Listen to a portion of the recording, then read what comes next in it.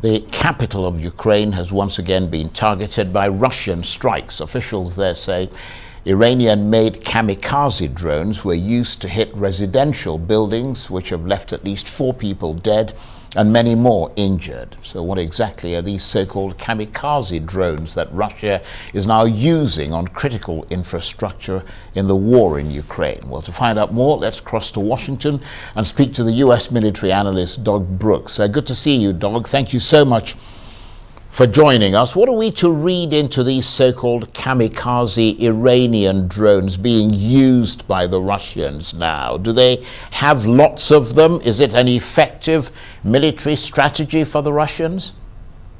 Well, it is. The Russians have done a lousy job in developing their own drone strategies and capabilities. And so their drones, some of them date back to the 70s. They're crappy, and they haven't had much success. So they've gone to the Iranians.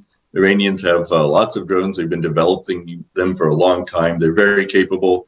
The kamikaze ones in particular, they're cheap. I think your correspondent talked about that already. I think Russia's been buying them in scores.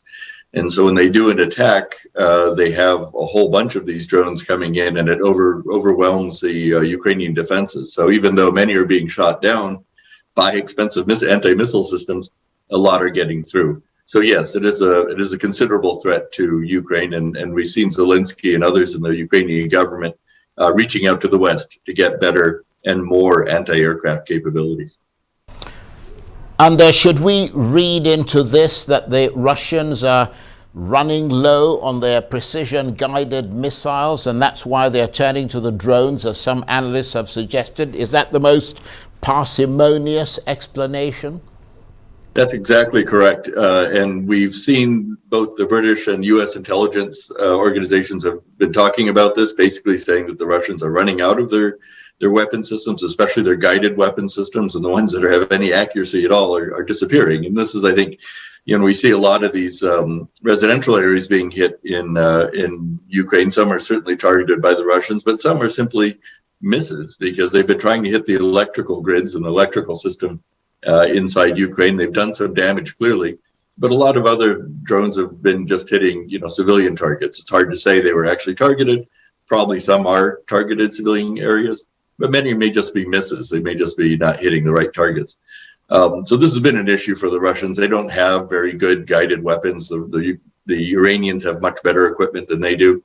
And so that's, one reason the Russians also have an issue with building these things. They don't have the technology. They don't have the components they need to really make good guided weapons. So they've been reaching out to the Iranians. They've also been reaching out interestingly, to the North Koreans, not for the guided weapons, but just for ammunition, because they're just running out of ammunition. And this has been reported in the West multiple times that they've been using even their artillery shells at such a rate they can't replace them.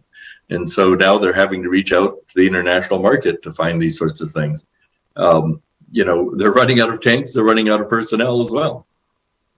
And these Iranian-made drones, the Iranians are saying that they have not supplied the Russians with them. What evidence is there that they are Iranian? At the risk of sounding simplistic, is it there to be seen in the wreckage of these drones? Yeah, that's a fair question. We've seen these drones used elsewhere in Yemen and other places, so we have a pretty good idea what the Iranian drones are, what their components are. So yeah, they've been plenty of wreckage and plenty have been shot down in Ukraine, and so they have the wreckage, are able to identify them. It's pretty clearly Iranian drones, and so the Iranians deny it, the Russians deny it, but it's clear that the Iranians are supplying these things and the Russians are buying them by the dozens. The Russians also, I think, you might want to pay attention because the Iranians are providing them now with ballistic missiles. These things may be more accurate. They can carry larger warheads, and they're almost impossible to stop. And but Ukraine has also been using drones, haven't they? They're using Turkish-made drones. What's the difference between those and the Iranian kamikaze drones? Yeah, so the Bayraktars, the ones that they've been using from Turkey, are more akin to regular aircraft. They're drones, but they carry weapons. They drop the weapons on targets, and then they return to base, ideally. So the Ukrainians have made really, really good use of these kinds of drones, but they are vulnerable to to anti-aircraft fire, to man pads, man-portable missile systems.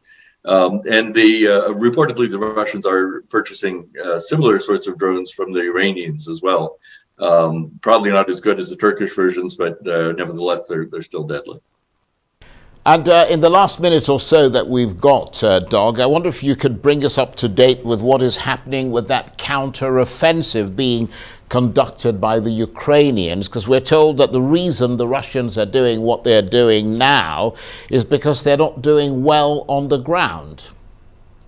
That's correct. Basically, every time the Ukrainians do a significant offensive, they're pretty successful.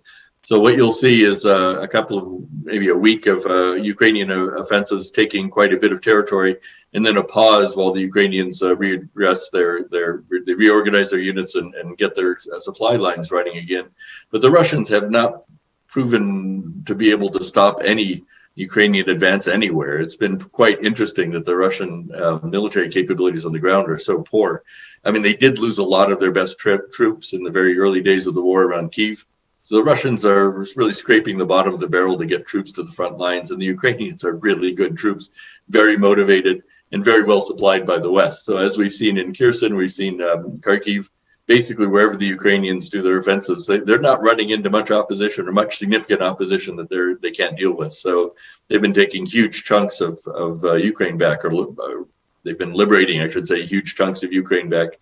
And there's not much the Russians have been able to do about it. So yeah, this drone strategy that we're seeing is really about the only way the Russians can get some, I guess, results that they've been looking for. Doug, thanks very much indeed. We always appreciate your assessments. Doug Brooks is a US military analyst, and he was talking to me there from Washington.